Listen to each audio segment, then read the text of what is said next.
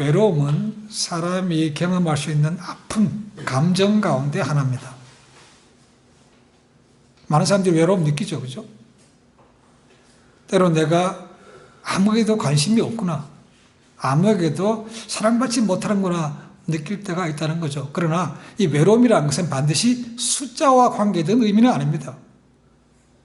오늘 이런 말을 합니다, 그죠? 군중 속의 고독이라는 말을 합니다.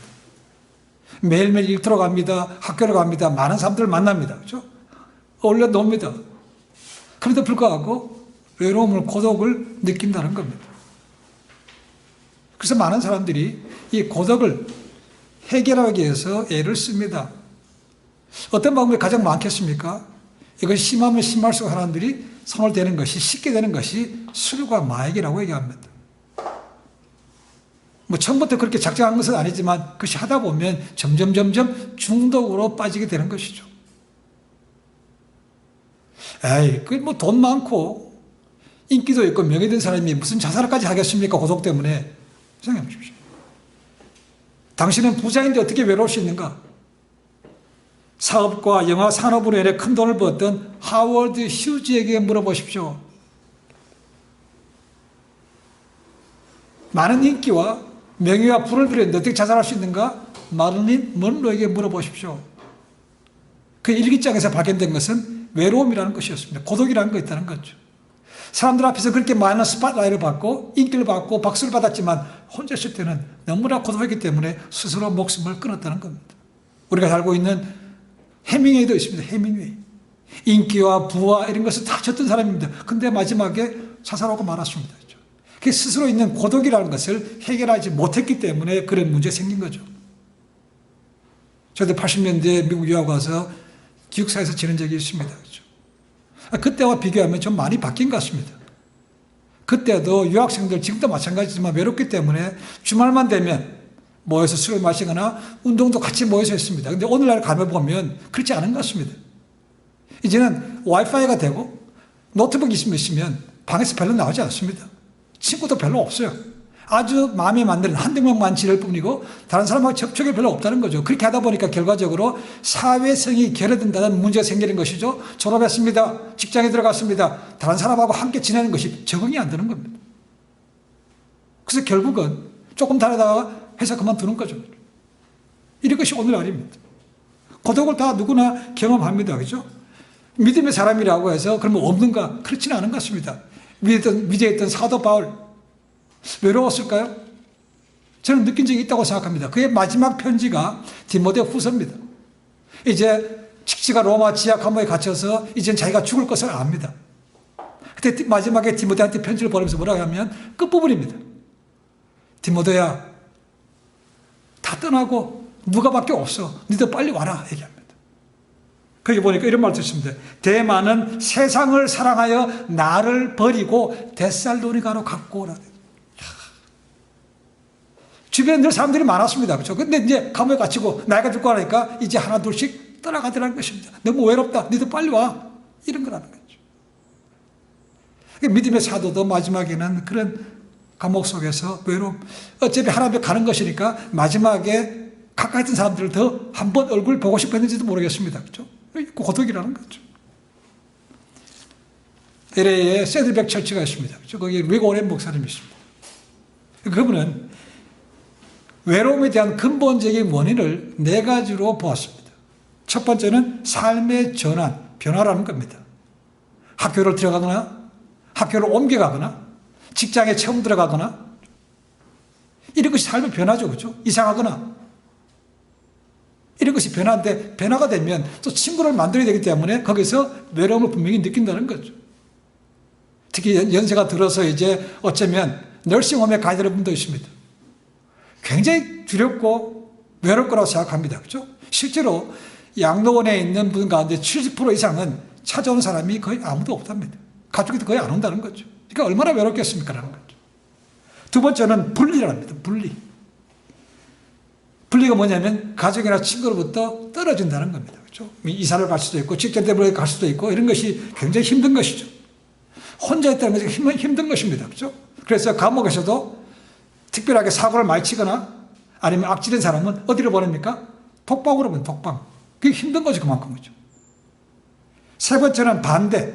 이 반대라는 것은 우리말로 쉽게 얘기하면 왕따입니다, 왕따. 얼마나 힘든지 아시죠, 그죠? 왕따 때문에 자살한 청소년들 무지무지 많습니다. 이것도 외로움 때문인 거죠. 친구가 없어요. 네 번째는 배신입니다.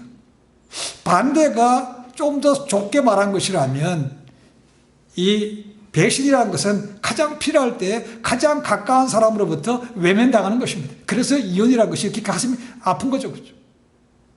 이런 경험들을 다 가지고 있다는 것입니다. 이것이 길면 길수록 더 고통이 쌓이기 때문에 어쨌거나 해결하려고 애쓰는 거죠. 그래서 아까 말씀드렸지만 가장 손대기 쉬운 것이 술, 마약. 이 빠진 사람들이요. 왜 그렇게 하냐 물어보면 그렇게 얘기한다는 겁니다. 내가 하고 싶어 그런 게 아니고 좋아하는 게 아니고 워낙 무서워서 혼자 지내는 것이 너무 무서워서 할 수밖에 없다는 겁니다.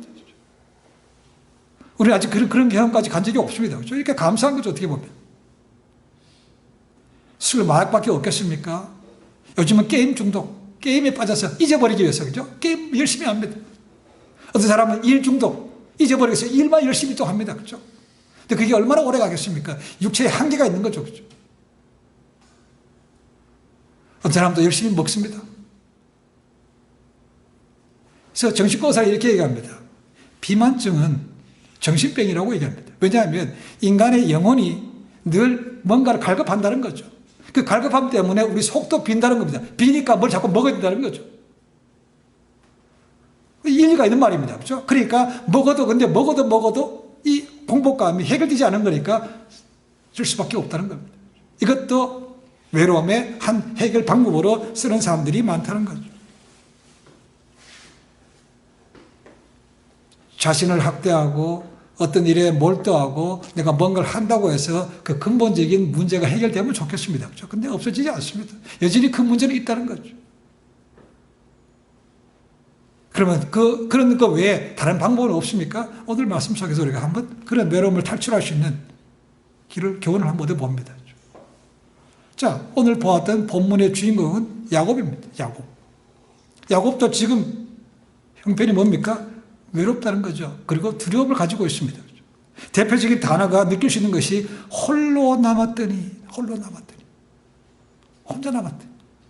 그리고 그 때가 언제입니까? 밤입니다. 밤. 그러니까 그 환경 속에서도 그 표현 속에서도 외로움과 두려움이라는 것을 느낄 수가 있습니다. 자, 야곱은 아브라함의 손자요, 이삭의 아들입니다. 그렇죠? 야곱이 언제 결혼했는가? 40에 결혼했다고 되어 있습니다. 아내가 리브가입니다. 근데 결혼했지만 쉽게 자녀를 얻지 못했습니다. 아브라함과 마찬가지로 이삭도 마찬가지였다는 거죠. 아브라함과 다른 것이 있다면 이삭은 결혼한 지 20년이 지나도록 자식이 없었기 때문에 하나님께 기도했다고 되어 있습니다. 창세기 25장에 나옵니다. 40세에 결혼해서 60에 기도해서 20년 동안 기도해서 낳은 자식이 누굽니까? 쌍둥이에요. 바로 에서와 야곱입니다. 쌍둥이입니다. 그죠? 한 배에서 거의 비슷한 시기에 나왔습니다. 불과 몇 번 차이 모르겠습니다. 그죠? 설마 차이 나지 않아요. 근데 성격은 얼마나 다른지 모릅니다. 먼저 나왔던 에서는 외향적입니다. 그리고 사냥을 좋아합니다. 동생 야곱은, 늦게 나왔던 야곱은 내성적이고 집안에 장막에 있는 걸 좋아합니다. 아버지 이삭은 고기를 좋아하는 말입니다. 그렇죠? 그래서 큰아들이 가서 사냥에서는 고기를 좋아했기 때문에 장남을 좋아해요. 먼저 나온 에서를 좋아합니다. 근데 어머니는 둘째 비리비리한 집에 있는 야곱을 좋아한다는 거죠. 여기서부터 이제 비극이 시작되는 겁니다. 야곱이 내성적이라고 해서 그가 머리가 나쁘다는 얘기 아닙니다. 성경 전체를 보시면 야곱이 굉장히 꾀가 많습니다. 그죠? 좋게 얘기하면 깨지만 좀 더 나쁘게 얘기하면 뭡니까? 잔머리를 많이 굴리는 거죠. JQ, 잔머리 지수가 높은 사람입니다. 그래서 이 야곱을 갖다가 자기밖에 모르고 자기 이익을 위해서 올인하는 현대인의 대표적인 인물로 봅니다. 야곱 같다는 그 표현은 야곱 같다. 지밖에 모르는 거죠. 자, 하루는 형 에서가 우리가 잘 된 얘기입니다. 그렇죠? 사냥 갔다 왔는데 너무 배고파요. 근데 와서 보니까 동생이 야곱이 죽을 끓이고 있대. 근데 죽이 정확히 뭔지 모릅니다. 근데 지금도 팔레스타인 지방에 가면 붉은 콩, 그 다음에 쌀, 그 다음에 그 올리브 기름, 양파를 넣고 숲을 만든다고 합니다. 어쩌면 그와 비슷한 거라 생각합니다. 자, 배가 고파 지금 죽을 지경인데, 그죠? 보니까 불그스름하게 숲을 끓여. 얼마나 먹음직스럽겠습니까? 동생한테 얘기합니다. 좀 주라고 했더니 잘 안 준대. 여기서 야곱이 또 잔머리를 굴리는 거죠, 그죠? 형하고 딜을 하면서 딜. 내가 이거 주면 형이 나한테 뭘 줄 건데? 형이 지금 줄 게 없잖아, 그죠? 그러니까, 야, 그럼 내가 장자권 줄게, 장자권. 장자권, 지금 두 사람은 나이가 얼마인지 모르지만 그렇게 나이가 많지 않습니다, 그죠? 장자권이라는 의미를 잘 모를 때도 있습니다, 그죠? 어쨌거나 형은, 애서는 장남이니까 장자권이 있다는 거죠. 지금도 마찬가지지만 장자는 굉장히 중요합니다. 자, 아버지로부터 그 당시는 가업을 물려받는 거죠, 그죠? 그 다음에 두 몫을 받는 겁니다. 두 배 받아요. 지금도 마찬가지입니다, 그거는. 그러니까 지금은 잘 몰라요. 그러니까 지금 배고픈데, 야, 창세기 25장 30절 말씀은 지금 배고파 죽을 지경인데 장자권이 뭔 소용이 있어? 야, 근데 줄 테니까 한 그릇 줘. 했다는 겁니다. 맹세했다고 하는데, 그 당시 어른 애들이 지들끼리 맹세해봐야 얼마큼 지킬지 모르지만 어쨌거나 그걸 심각하게 받아들였고 줬다는 거죠. 그래서 먹었습니다. 나중에 이것 때문에 이제 큰 문제가 생깁니다. 자, 야곱도 압니다. 이 장자권은 그냥 둘 사이에 팥죽 한 그릇 주고받을 수 있는 게 아닙니다. 그죠? 가장 중요한 것은 장자권을 주는 축복권이 누구한테 있는가? 아버지한테 있어요. 근데 아버지가 차남이 가서 아버지 내가 장자 됐으니까 형한테 팔아서 빼앗았으니까 나한테 축복 내려줘요. 이걸 말을 못한다는 거죠. 그러니까 또 한 번 잔머리를 굴리는 겁니다. 형 몰래 아버지한테 가서 형이 털 많으니까 털도 좀 붙이고, 엄마가 가르쳐준 겁니다. 엄마하고 둘째가 합작해가지고 아버지한테 사기치는 거죠. 붙입니다. 그리고 목소리까지 바꿔서 마치 장남인 것처럼 합니다. 고기까지 먹어줍니다. 그랬더니 야곱이 눈이 어서 잘 못 보는 바람에 야곱을 애쓴 줄 알고 장자권의 축복을 내려준다는 거죠. 엄청난 겁니다. 아버지만이 장자한테 줄 수 있는 걸 갖다가 에서가 아니고 야곱이 받았다는 겁니다. 나중에 이 사실을 야곱이 알게 됩니다. 그랬더니 뭡니까? 지가 줄 때는 언제고? 장자권 뺏어갔다고? 죽이겠다는 겁니다. 그래서 엄마가 야곱을 보내는 겁니다. 어디로 보냅니까? 자기 오빠, 야곱한테 외삼촌이죠, 그렇죠? 하란에 있는 라반 집으로, 야, 잠시 가 있어. 형이 저렇게 펄펄 뛰니까 잠시 피했다 와. 그렇게 보냈습니다. 근데 그 세월이 얼마입니까? 20년입니다. 20년. 이 가치를 좀 알아야 되는데, 가치를 모르는 사람, 복음서에 나옵니다, 그렇죠? 돼지 목의 진주, 가치를 모르는 거죠, 그렇죠? 복음의 진수를 모르는 것도 마찬가지입니다, 그렇죠? 이 에서는 배고픈 것 때문에 팔았다는 거죠. 1700년도입니다. 1700년도에 소수의 네덜란드 사람이 지금 뉴욕시에 있는 맨하탄 남쪽으로 피해 도망을 왔습니다. 그들이 처음부터 맨하탄에 온 것은 아니었고요. 와서 토인들한테 쫓겨 오다 보니까 맨하탄 섬 남부까지 왔더라는 거죠. 그 당시에 이 맨하탄 섬의 주인이 누군가? 아메리칸 인디언 원주민들입니다. 그 와가지고 얘기합니다. 야, 너희 왜 남의 땅에 들어와서 나가? 그랬다는 거죠.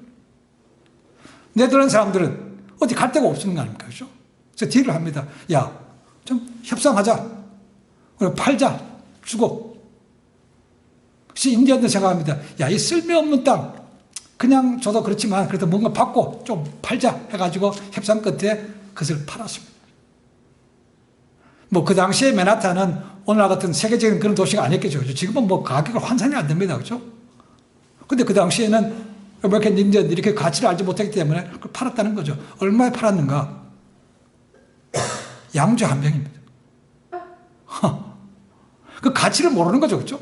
양주, 물론 오늘날의 양주 한 병 값보다는 훨씬 더 든다고 생각합니다. 그죠? 그래도 아무리 그래도 그렇지 양주 한 병이 뭡니까? 그죠? 팔았다는 거예요. 지금 그와 똑같은 마음이 지금 에서가 그렇게 한 것이죠. 야곱은 그래서 잘 이용한 것이고 자기가 너를 복은 다 누려물죠. 그걸 알았을 때 야곱은 피해서 형이 무서워서 도망갈 수밖에 없었고 그것이 잠시가 20년이 지난 거예요. 20년이 지났습니다. 그렇게 좋아했던 리브가 엄마가 야곱 봤을까요? 성경 그 기회에 만났다는 기록이 없습니다. 나중에 창세기 49장에 가면 리브가가 죽어서 조상 막벨라 굴에 함께 들어갔더라, 그 얘기밖에 나오지 않습니다. 그러니까 20년 나간 사이에 엄마가 죽은 거죠. 잠시 보냈던 엄마가 다시 못 볼 줄 누가 알았겠습니까? 라는 거죠. 이게 현실입니다. 그렇죠? 더 나아가서 이제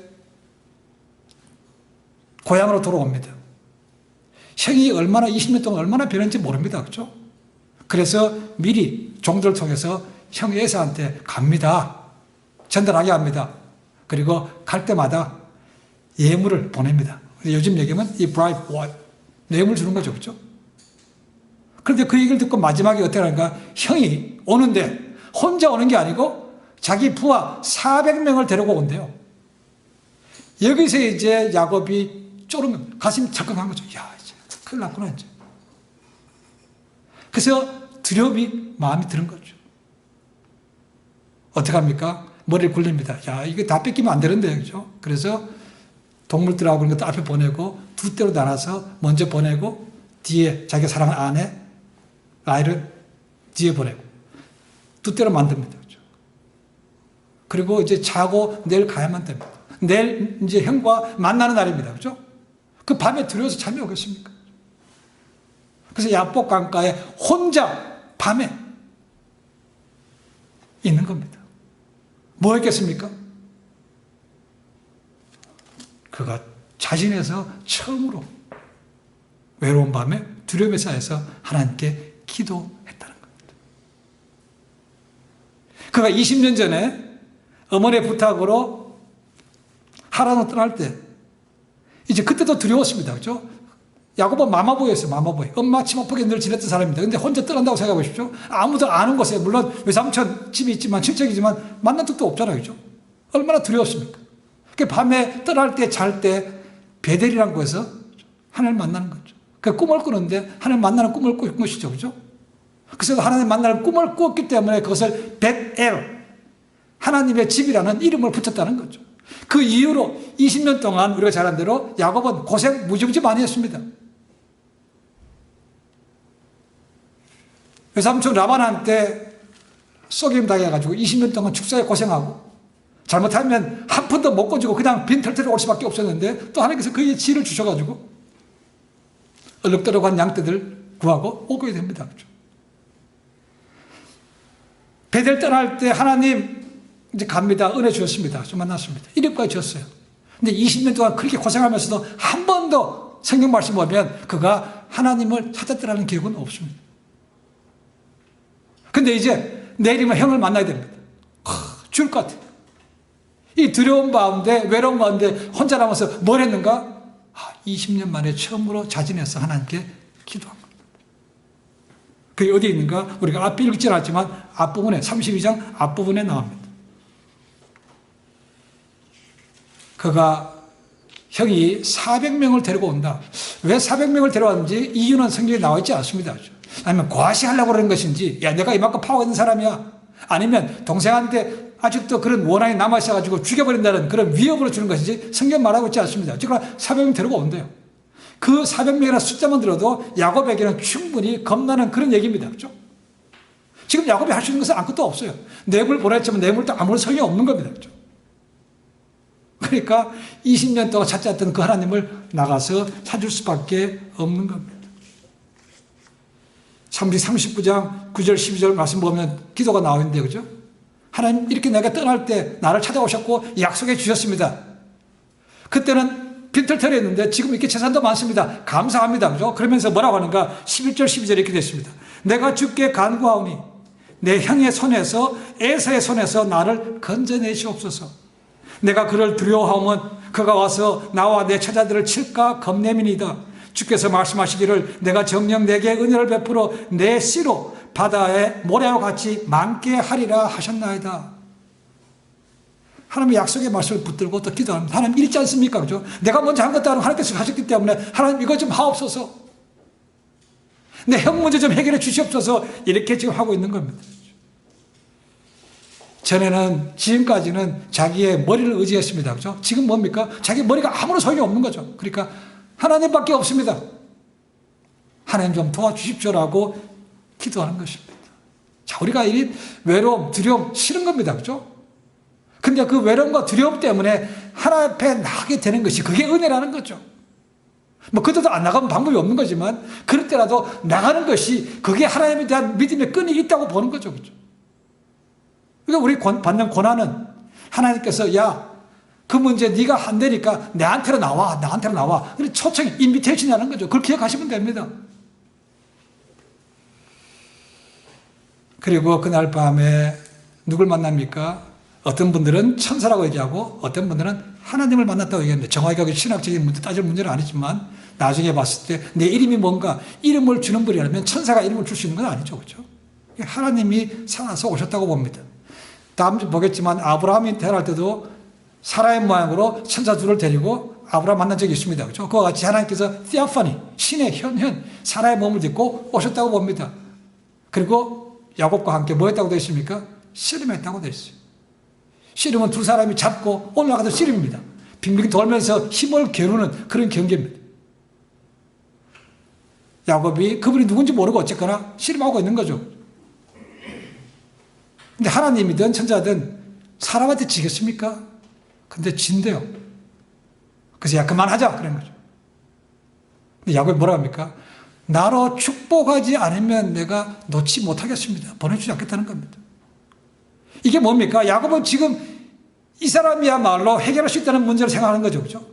놔줄 수가 없다는 겁니다. 이 문제 해결해 주지 않으면 내가 못 놔요. 그냥 결사적으로 붙들고 있는 겁니다.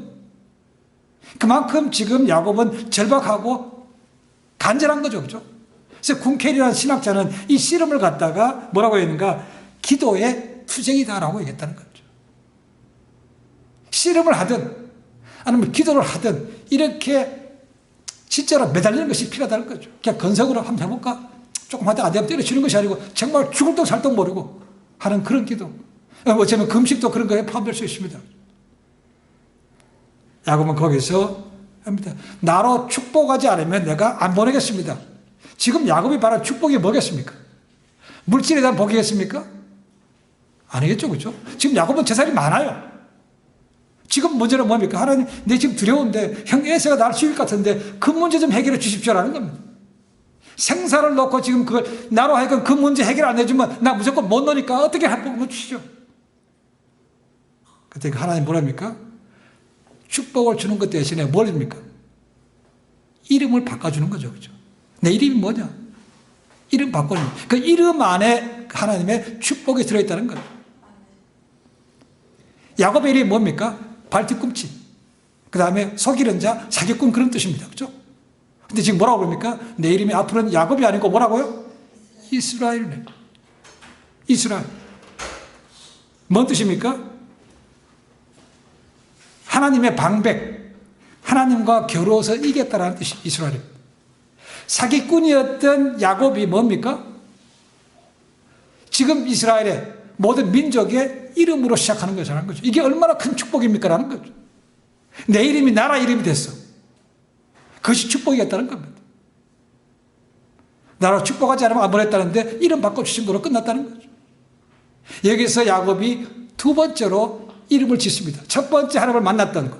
그것이 벳엘이었습니다. 하나님 집이었습니다. 여기는 뭐라 됐습니까? 분이엘. 하나님의 얼굴이라는 뜻입니다. 하나님을 정식으로 보고도 내가 살아남았다는 뜻입니다. 성경에 많은 이름들이 있습니다. 이름들은 뭡니까? 하나님을 만난 경험들을 토설한 것입니다. 여호와 샬롬, 하나님 평강의 하나님. 여호와 라파, 치유하시는 하나님. 여호와 이레, 준비하신 하나님. 하나님 이름과 관계된 것이죠. 그렇죠? 지금 베델, 분이엘 이름 쳤다는 거죠. 첫 번째 베델에서는 그냥 하나님의 음성만 들은 것입니다. 그렇죠? 보지는 못했어요. 근데 두 번째는 뭡니까? 하나님을 직접 만나고 씨름도 하고 이름까지 새로 받았다는 것이죠. 이런 체험을 하고 나니까 이제 든든한 겁니다. 그렇죠? 든든해요. 그리고 마지막에 이렇게 보셨지 않지만 그가 씨름을 끝나고 이제 났더니 해가 돋았더라라는 것입니다. 어두운 밤은 끝났어요. 두렵고 외로운 밤은 끝났습니다. 그렇죠? 하나님 만나고 직접 대면하고 보니까 힘이 생겼고 아침이 왔다는 것입니다. 그렇죠? 삶이 달라진 것이죠, 밤에. 하나님을 만나면 더 이상 어둠이 아니고 밝음 가운데 빛 가운데 나가는 삶이 된다는 겁니다. 우리 삶에 때로는 혼자 있을 수도 있고 다른 집에 가서 외로울 수도 있습니다. 그죠? 이것저것 딴 거 하는 것이 아니고 뭐랍니까? 있는 모습 그대로 하나님 앞에 나아가라는 겁니다. 하나님, 나 지금 너무 힘듭니다. 너무 힘들어요. 너무 두렵습니다. 우리가 하나님 앞에 무슨 숨길 게 있겠습니까? 다른 사람은 모르니까 숨길 수 있어요. 그죠? 근데 하나님 앞에 숨길 수가 없죠. 그죠? 때로 우리가 체면 문화 아직도 있습니다. 아닌 척 합니다. 그죠? 안 외로운 척, 안 무서운 척, 아는 척. 하나님은 그게 아닌데, 그죠? 있는 모습, 하나님 내 모습이 이렇습니다. 내 좀 도와주십시오라고 씨름하라는 하나님과 씨름하시는 거예요. 하나님은 20년 동안 찾지 않았지만, 그죠? 그래도 나오니까 찾아오시지 않습니까? 그죠? 하나님은 지금도 기다리고 계십니다. 하나님 직접 오실 때도 있지만, 안 되면 오실 수도 있지만, 우리가 지금 먼저 나오기를 기다리고 계실지 모릅니다. 그죠? 아까 말씀드렸지만, 우리가 안 나오니까 한번 흔들리신 거죠. 때로는 외롭기도 하시고, 때로는 실패도 경험하게 하시고, 때로는 고통도 주신 것이고, 때로는 잃어버린 것도 있게 하시고, 나오라는 사인이라는 거죠. 이걸 알고 나아가야 되는 것이지, 혼자 버티고 있으면 결국 다른 것에, 좋지 않은 것에 중독될 수밖에 없는 거죠.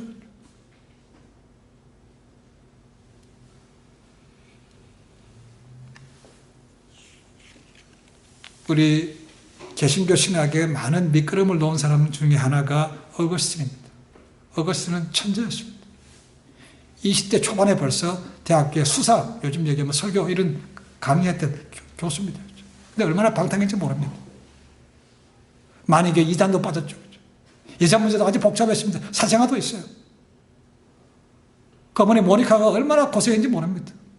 저 똑똑한 아들 얼마나 자랑스러웠지만 어느 순간에 너무나 답답한 겁니다. 그렇죠? 저렇게 똑똑한 애들이 어떻게 저렇게 빠졌는가? 거의 포기할 때인데 이 아들이 돌아오게 됩니다. 그렇죠? 육신도 영혼도 피폐했을 때 이 어거스틴이 나중에 돌아옵니다. 말씀 때문에 돌아옵니다. 그리고 어거스틴이 이런 말을 합니다. 인간에게는 오직 하나님만이 채울 수 있는 공간이 있다는 겁니다. 이걸 다른 거로 채워서는 갈급하든 해결이 안 된다는 거죠. 오직 하나님만이 있어야, 채워져야 다시는 가라지 않는 생수 같은 것인데 다른 걸 채울 수가 없다는 겁니다. 외로움이든 두려움이든 아니 또 다른 것이든 내가 뭔가를 해서 하려고 그러면 근본적인 문제가 해결되지 않습니다. 하나님 앞에 나가서 하나님 이런 문제로 이렇게 내가 여기 아픕니다. 하나님 좀 해결해 주십시오.